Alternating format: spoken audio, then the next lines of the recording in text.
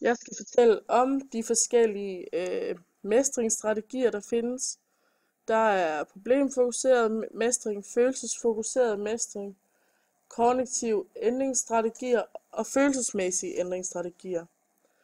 Ved problemfokuseret mestring går man ud fra, at man gør noget ved selve problemet.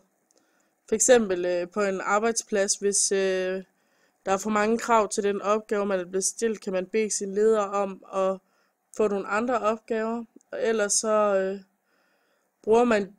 har man nok ressourcer til at gøre noget ved belastning, eller så har man for eksempel støtte fra andre mennesker. Følelsesfokuseret mestring er, når man gør noget ved den måde, vi oplever problemet på.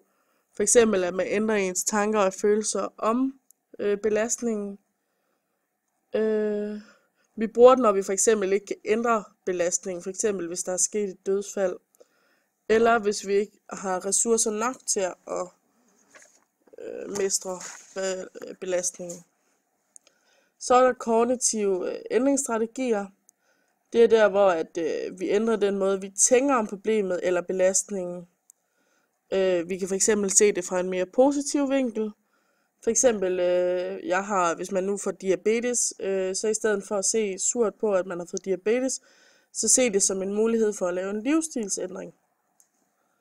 Så er der de følelsesmæssige ændringsstrategier. Det er der, hvor man ændrer følelsesmæssige reaktioner på belastning. For eksempel, man søger støtte og trøst,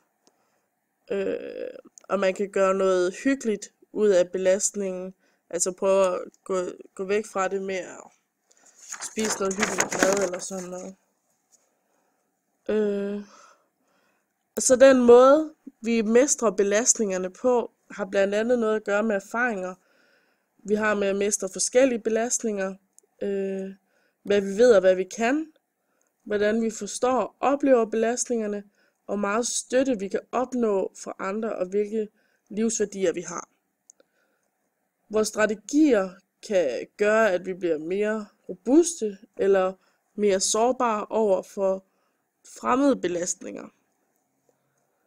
Det er vigtigt, at når jeg skal støtte en borger i at mestre en belastende situation, skal jeg som udgangspunkt altid anerkende den måde, han eller hun mestrer situationen på. Det er borgerens forudsætninger, der afgør, hvordan han mestrer en belastende situation. Og min støtte kan måske ikke hjælpe ham til at ændre uhensigtsmæssige strategier til noget bedre, men man må altid prøve.